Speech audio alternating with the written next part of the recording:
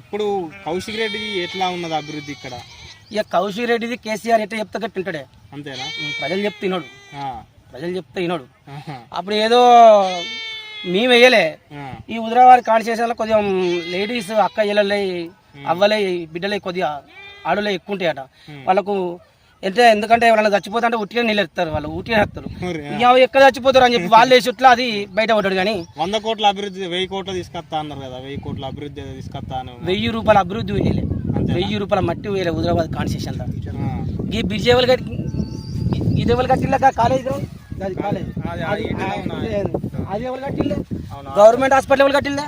ఇక్కడనే 3 ఉన్నాయి అభివృద్ధి పనులు. హుజరాబాద్ కు జమ్మికుంటకి ఏమున్నదే? ఇది స్టేడియం చేస్తా అన్నాడు కదా ఈ గ్రౌండ్.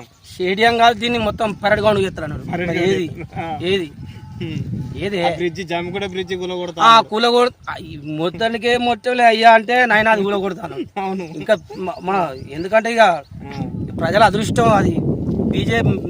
బీఆర్ఎస్ పార్టీ అధికారానికి వస్తే ఏ జమ్మికుంటను నాన్ చెరువు చేసినా గుణ చెరువు చేసినా.